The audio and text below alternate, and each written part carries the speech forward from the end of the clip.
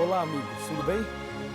Mais uma vez estamos juntos para o estudo da Palavra de Deus. Hoje, o juízo final. Você lembra que no estudo anterior, estudamos sobre o santuário e percebemos que Jesus morreu na cruz, ressuscitou ao terceiro dia e após 40 dias ele subiu aos céus. Assim que Jesus subiu aos céus, ele entrou no lugar santo do santuário celestial. Mas, de acordo com uma data profética, baseado em Daniel 8, verso 14, Jesus passou do santo para o santíssimo e agora, nesse momento, Jesus está no lugar santíssimo do santuário celestial, intercedendo por nós. Esta afirmação está em Hebreus 9, versículo 24. Ele comparece diante de Deus para interceder em nosso favor. Agora, o que ele está fazendo exatamente agora? Agora Jesus está fazendo o trabalho já de juízo, ou seja, o juízo final já começou. E ele é dividido em 3 fases. Sabe, algumas igrejas falam sobre o juízo, algumas músicas populares e até música sertaneja também falam sobre o juízo. E existe uma reza que fala também sobre o juízo. Você deve conhecer, eu vou rezar um pouquinho para você, tá legal? Creio em Deus Pai Todo-Poderoso, conhece? Criador dos céus e da terra, e em Jesus Cristo, seu único Filho, nosso Senhor, que foi concebido pelo poder do Espírito Santo, nasceu da Virgem Maria, padeceu sob Pôncio Pilatos, foi crucificado, morto e sepultado, desceu à mansão dos mortos, ressuscitou ao terceiro dia, subiu aos céus, está sentado à direita de Deus Pai Todo-Poderoso, donde há de vir julgar os vivos e os mortos. Eu vou parar por aí. A reza continua, mas eu paro por aqui. Você conhece essa reza, não conhece? Pois é, ela diz que Jesus está à direita do Pai, de onde virá para julgar os vivos e os mortos. Até aí está tudo bem. O problema é que a reza, as músicas e muitas igrejas não explicam como será o juízo. E é justamente esta explicação que teremos agora na Palavra de Deus, na Bíblia. Veja o que está escrito em 2 Coríntios, capítulo 5, versículo 10. O apóstolo Paulo, inspirado pelo Espírito Santo, diz assim: porque importa que todos nós compareçamos perante o tribunal de Cristo, para que cada um receba segundo o bem ou o mal que tiver feito por meio do corpo. O que eu gostaria de chamar a sua atenção e destacar nesse versículo é que todos nós compareceremos diante do tribunal de Cristo.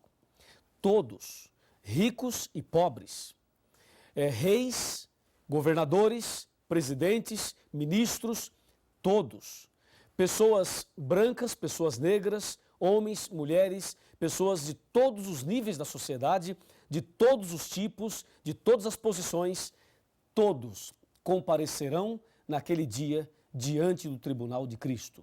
Ou seja, no juízo final, nenhuma alma escapará. Todos nós passaremos em revista diante de Deus. E mais, nesse juízo final, não dá para praticar suborno, ou seja, se alguma pessoa extremamente rica, na hora do julgamento, vai perder a sua salvação e de repente ela resolve fazer ali uma barganha com Jesus e falar: Senhor, que tal um cheque aí especial para o Senhor quebrar o meu galho? Sabe, isso não existe. No juízo de Deus, a justiça e o amor e também a misericórdia triunfam.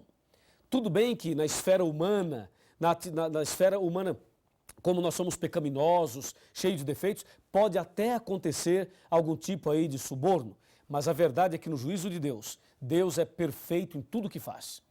E se você deseja a salvação, é preciso se preparar a partir de agora.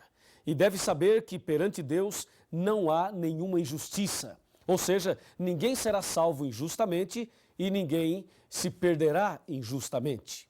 A palavra de Deus diz que todos nós iremos comparecer perante o tribunal de Deus. E a pergunta é: o que é que Deus vai julgar? Exatamente o que será julgado por Deus? Me acompanhe nesse pensamento. O que é que Deus vai julgar nesse momento envolvendo todas as pessoas, todos os seres humanos? Abra sua Bíblia no livro de Eclesiastes, capítulo 12, verso 13 e 14. Repetindo para você, capítulo 12. Abra sua Bíblia aí, eu estou fazendo a mesma coisa aqui. Está bem aqui, Capítulo 12. Vamos ler somente o verso 14. O 14 diz, porque Deus há de trazer a juízo todas as obras. Percebeu? Todas as obras, até as que estão escondidas, quer sejam boas, quer sejam más. Vem aqui, chega mais perto. Aqui diz que Deus vai trazer a juízo todas as obras. Pode se aproximar mais, bem mais perto. Deus vai trazer a juízo todas as obras. E a palavra de Deus diz, até as que estão escondidas. Diz aí, quais são as obras que nós costumamos esconder? Escondemos as boas obras ou as más obras? Com certeza, as que nós mais escondemos são as más obras. E aí, você já cometeu algum pecado e escondeu? Existe algum pecado escondido na sua vida? Que o pastor não sabe, que a liderança da sua igreja não sabe, e que a sua família não sabe, e que o seu marido não sabe, ou a sua esposa também não sabe? Alguma coisa que você fez que você escondeu, deixou escondido ali? Sabe quem fez isso no passado? Foi o rei Davi. O rei Davi praticou um adultério, depois mentiu, depois mandou matar o marido daquela mulher e escondeu esse pecado. Escondeu durante muito tempo, até que um dia o profeta Natã veio visitá-lo. E ao visitá-lo, o profeta Natã lhe contou uma história e depois revelou a Davi que o pecado que ele havia escondido não estava bem escondido assim. E aí se cumpre o texto de Jesus que diz, não há nada encoberto que não seja descoberto, não há nada oculto que não seja revelado. E o profeta Natã olhou nos olhos do rei Davi e disse, Davi, tu és o homem que cometeu este pecado. E aí Davi caiu de joelhos, arrependido, confessou seus pecados a Deus e pediu perdão. E esse momento em que ele se arrependeu está no Salmo 51, quando Davi diz, Deus, dá-me um coração puro e renova dentro de mim um espírito inabalável. O juízo final envolve a todos e Deus vai julgar todas as obras, até mesmo aqueles pecados escondidos. Hoje você saberá como agir, o que fazer para, na hora do juízo, receber a absolvição, o perdão, a salvação. Então vamos analisar juntos todos esses detalhes. O que fazer, como agir diante do juízo. Tá legal? Então vamos abrir a Bíblia e vamos saber detalhes do juízo e saber como devemos agir. Me acompanhe, por favor. Me acompanhe aqui. Aqui está. Aqui diz que Deus vai trazer a juízo todas as obras. Pense um pouquinho. Desde que você nasceu até agora, quantas palavras já falou? Quantos passos já deu? Quantos pecados você já praticou? Quantas coisas boas você já fez? O que se passou na sua vida desde o seu nascimento até agora? Se o juízo final terminasse hoje para você, você estaria salvo ou perdido? Você estaria com a salvação garantida? O que você acha? Pense aí. É o seguinte, se você está em dúvida, se alguma coisa te preocupa, então calma. Nós vamos agora analisar estes detalhes do juízo final.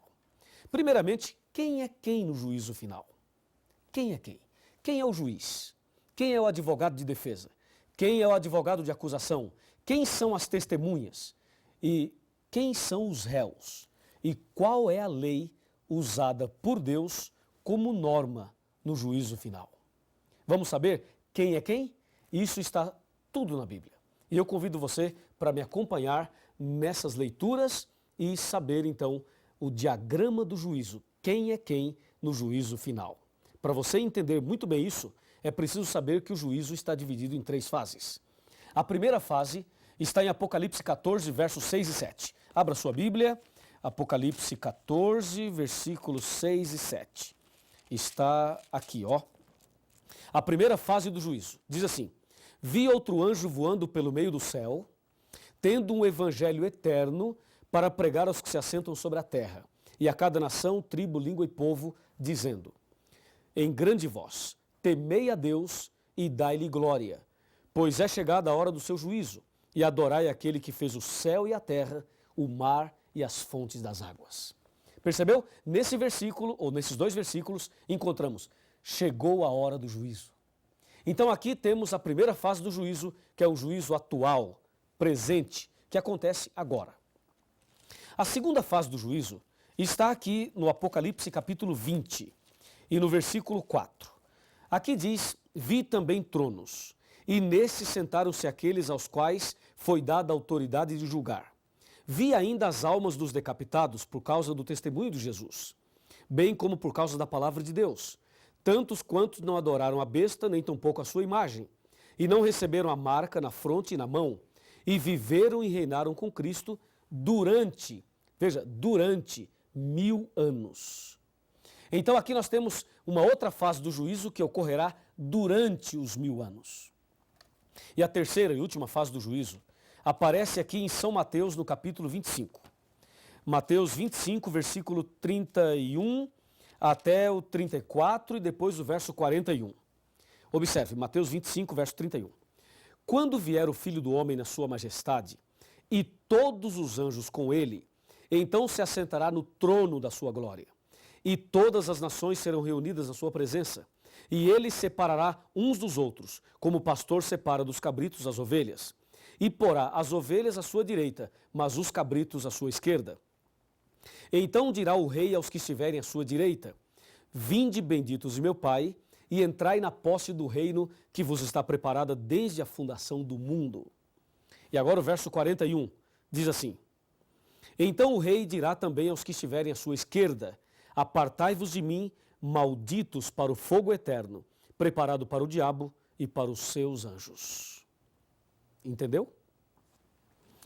Aqui nós temos a descrição do juízo final, as suas 3 fases. A primeira está acontecendo agora. A segunda ocorrerá durante os 1000 anos. E a terceira acontecerá depois dos 1000 anos. É bom que você entenda que o milênio é um período de tempo que está entre a volta de Jesus e a descida da cidade santa. Essa descrição aparece em Apocalipse capítulo 20. Quando Jesus voltar, então começa a contagem dos 1000 anos.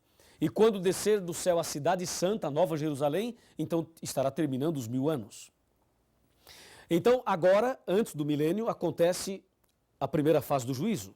Durante o milênio acontecerá a segunda fase e após o milênio, a terceira fase.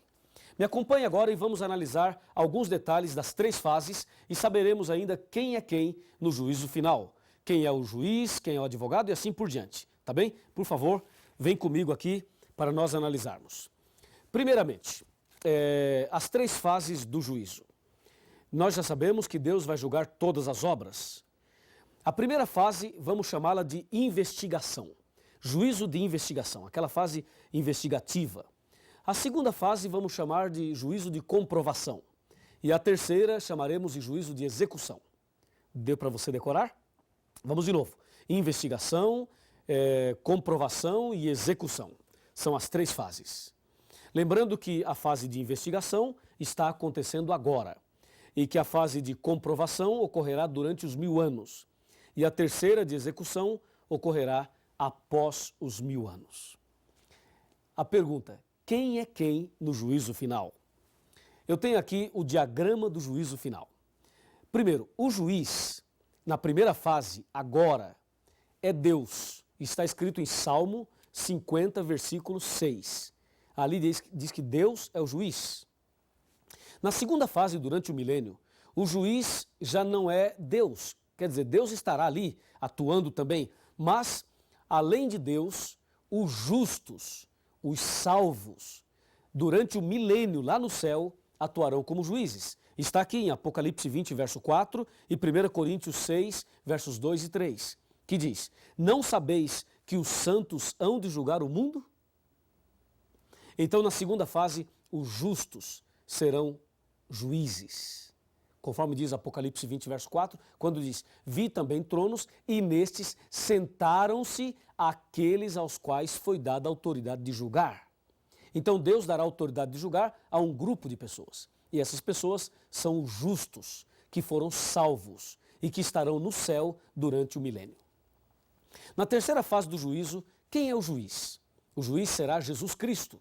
Conforme diz João 5, versículo 22 e também 27. Ali diz: o Pai a ninguém julga, mas deu ao Filho todo o juízo. Então, repetindo, na primeira fase Deus é o juiz, na segunda fase os justos atuarão como juízes e na terceira Jesus é o juiz. Agora, quem é o advogado de defesa na primeira fase? 1 João capítulo 2, versículo 1 diz que nós temos, o versículo diz assim, ó, filhinhos, estas coisas vos tenho dito para que não pequeis. Se todavia alguém pecar, temos um advogado perante o Pai, Jesus Cristo o justo. Que bênção, né? Então Jesus é o nosso advogado de defesa. Hoje, na primeira fase. Entendeu? Deus é o juiz e Jesus é o advogado na primeira fase. E na segunda fase, quem será o advogado? Na segunda fase, lembre-se, durante o milênio, não haverá advogado de defesa.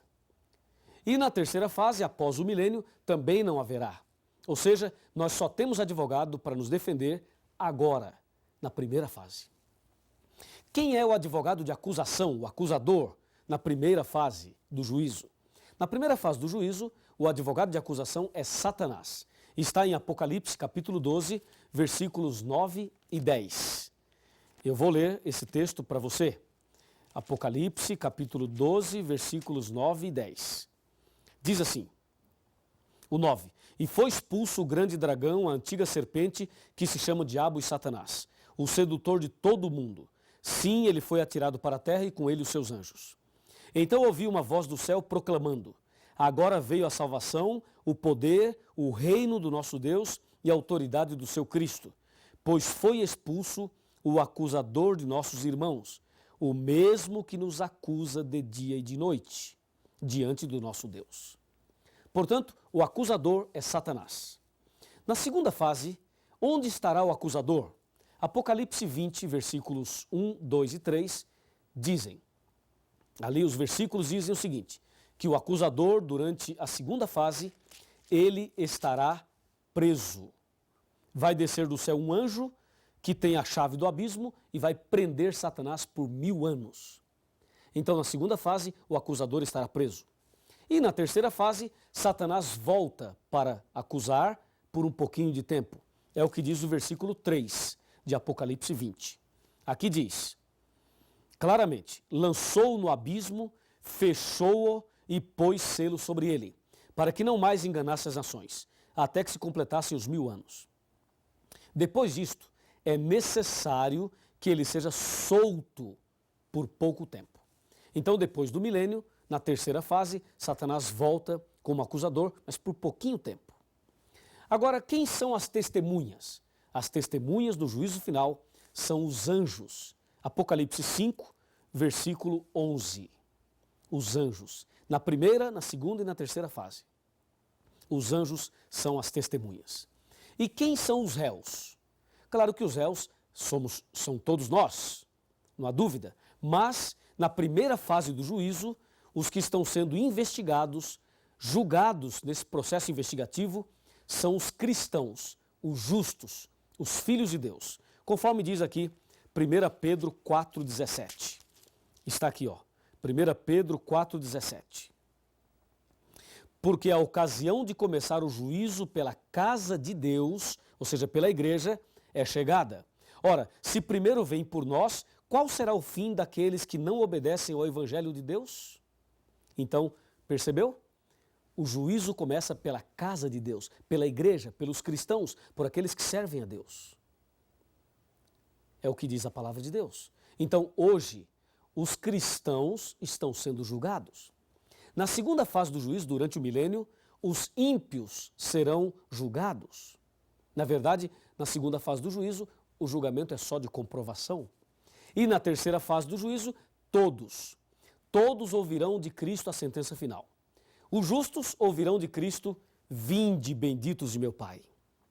E os ímpios ouvirão de Cristo, apartai-vos de mim para o fogo eterno. E por último, a lei. Qual é a lei usada por Deus como norma para o juízo? Tiago, capítulo 2, de 10 a 13, diz que são os 10 mandamentos. Os 10 mandamentos é a lei usada por Deus como norma para o juízo.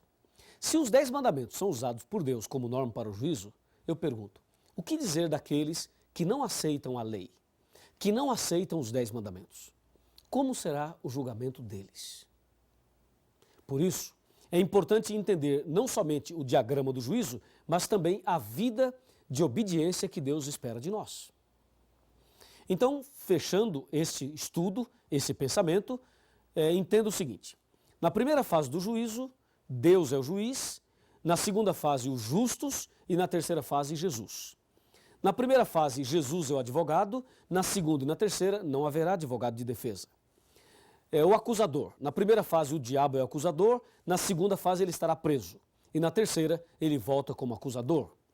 As testemunhas são os anjos nas três fases. Os réus. Hoje, os justos estão sendo julgados. Na segunda fase, os ímpios. E na terceira, todos. A lei usada como norma para o juízo são os 10 mandamentos nas três fases. Eu gostaria de fechar o estudo chamando a sua atenção para o seguinte ponto. Hoje, Cristo é o meu e o seu advogado, mas um dia ele será o nosso juiz. Então aproveite agora, já que Jesus está diante do Pai intercedendo por mim e por você. Aproveite esta oportunidade para se ajoelhar e clamar a misericórdia de Deus, para confessar os seus pecados, para pedir perdão pelos pecados passados, pelos pecados presentes e também por aqueles que você escondeu em algum momento. Confesse a Deus. Se você não lembrar algum pecado, peça perdão por aqueles que você não lembra e a misericórdia de Deus estará sobre você. E tenha certeza absoluta, quando chegar o momento final da história, se você for fiel, confessar os seus pecados a Deus, pedir perdão a Deus e abandoná-los e andar em comunhão com Jesus, com certeza você será vencedor e vitorioso. Eu creio nisso e por isso eu convido você agora, já que tomou essa decisão, a orar comigo. Feche os seus olhos, vamos orar. Querido Pai Celestial, muito obrigado porque o Senhor Jesus é o nosso advogado, porque Jesus intercede por nós. Muito obrigado por sabermos também que o sangue de Jesus nos purifica de todo o pecado. Quando chegar o momento da decisão final da nossa vida, que nós possamos estar preparados. Eu entrego esta pessoa nas tuas mãos, em nome de Jesus. Amém. Quando penso em minhas faltas e fracassos, e quantas vezes, meu Deus, decepcionei, eu me sinto incapaz e envergonhado. Não mereço ter jamais o seu perdão.